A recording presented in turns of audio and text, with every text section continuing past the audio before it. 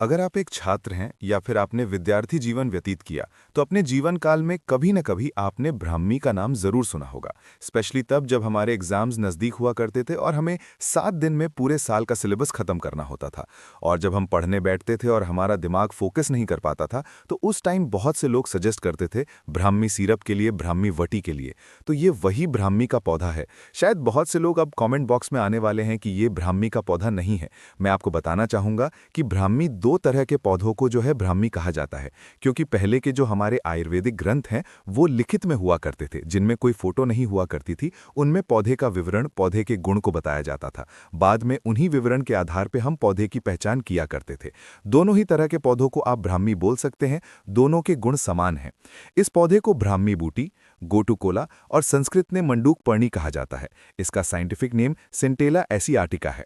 ये एक परमानेंट पौधा है और नमी युक्त स्थान पर अक्सर देखने को मिल जाता है। अगर आपके आसपास के स्थान पे नहीं मिलता है तो आप इसको नर्सरी से भी परचेज कर सकते हैं। वहां पे जाकर के आप ब्राह्मी के पौधे को मांगे, वहां पे आपको ये पौधा बड़े आराम से देखने को मिल जाएगा। अगर आपके किसी मित्र यार के पास ये पौधा है तो वहां पे जो है इस तरह के रनर्स निकलते हैं ब्राह्मी पौधे में। इनमें इस तरह की जड़ें निकलती हैं, तो आप चाहें तो यहीं से कट करके इनको बड़े आराम से प्रोपगेट कर सकते हैं, अपने पास लगा सकते हैं। या फिर अगर आपके मित्र यार के पास नहीं है तो आप इसको नर्सरी से या फिर किसी नमयुक्त स्थान पर ढूंढ करके वहां से ला करके अपने गार्डन में लगा सकते हैं।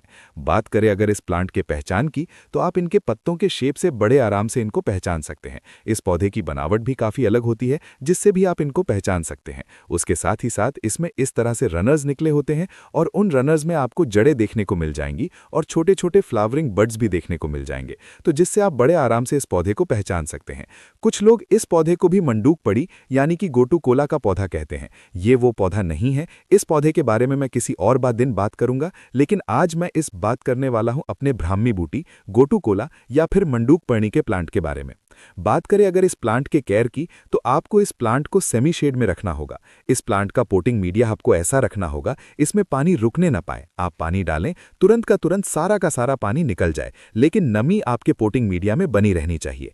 बात करें अगर आयुर्वेदिक लाभ की, तो सबसे पहला लाभ इसका यही है जिसके लिए यह पौधा फेमस है, ये आपकी बौद्धिक क्षमता को बढ़ाता है। कुछ बच्चे ऐसे होते हैं जो कि 10-15 मिनट पढ़ते उन्हें सब कुछ याद हो जाता है, लेकिन कुछ बच्चे ऐसे होते हैं जिनमें फोकस की कमी होती है। वो पूरा का पूरा दिन पढ़ने में लगा देते हैं, लेकिन उनको ठीक से याद नहीं हो पाता क्योंकि उनमें फोकस की कमी होती है। ऐसे बच्चों के लिए ब्राह्मी किसी वरदान से कम नहीं है। अगर आपको मानसिक थकान बहुत जल्दी हो जाती है, आपको चिंता बहुत ज्यादा रहती है, तब भी आप ब्राह्मी का उपयोग कर सकते हैं। अगर आपको नींद बहुत ज्यादा आती है, नींद बहुत कम आती है, उसके लिए भी आप ब्राह्मी का प्रयोग कर सकते हैं।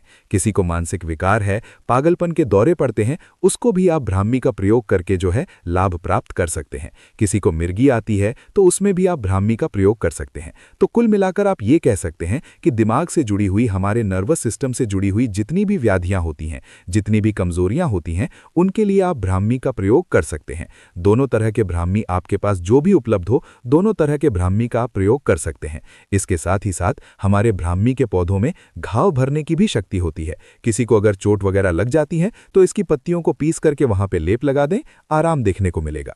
इसके साथ ही साथ आप ब्राह्मी की पत्तियों का पेस्ट बना करके अपने बालों पे भी लगा सकते हैं, जिसके कारण आपके बालों में रूखापन, बालों का झड़ना, रूसी जैसी समस्याओं से निजात देखने को मिलेगा। और इसके साथ ही साथ ब्राह्मी का तेल भी मार्केट में आता है, जिसका प्रयोग करके भी आप जो है बालों पे लाभ पा सकते हैं। उसके साथ ही साथ अगर आप इनके तेल को जो है सर पे लगाते हैं तो जो फायदा आपको खाने पकड़ता है, उसी तरह से इसका सर में तेल लगाने से आपकी याददाश्त बढ़ती है। बात करें कि इसको प्रयोग कैसे करना है, तो आप इनकी पत्तियों से रस निकाल सकते हैं। 4 से 5 पत्तियां तोड़ लें, उनका रस निकाल लें, उनको आप प्रयोग में ले सकते हैं। इसके साथ ही साथ आप चाहें तो इनकी पत्तियों को ऐसे कच्चा भी खा सकते हैं। बहुत स्ट्रॉन्ग फ्लेवर नहीं होता है। 1-2 पत्तियां आप सुबह खाली पेट इनको ले सकते हैं। या फिर आप चाहें तो इनकी पत्तियों को 3 से 4 पत्तियां तोड़ लें, सलाद में मिला लें, सलाद के साथ आप इनको ले सकते हैं। या फिर आप 2 से 3 पत्तियां तोड़ करके इसको आप पानी में डाल दें, पानी को धीरे धीरे उबाल लें, उस पानी को भी आप पी सकते हैं। किसी भी तरह से आप प्रयोग करें, आपको लाभ देखने को मिलेगा। अगर आप इसका प्रयोग खुद भी कर सकते हैं, आपके यहाँ पर कोई छात्र है जिसको फोकस में कमी होती है, बहुत जल्दी थकान लग जाती है मानसिक, तो उससे भी इसका प्रयोग करके लाभ प्राप्त कर सकते हैं। तो उम्मीद करता हूं फ्रेंड्स आपको ये वीडियो अच्छे से समझ में आ गया होगा। अगर आपको वीडियो अच्छी लगी फ्रेंड्स, प्लीज वीडियो को लाइक जरूर कर दिया करें। अगर आपको ऐसे ही प्लांट से जुड़ी हुई जानकारियां आगे भी चाहिए तो आप मेरे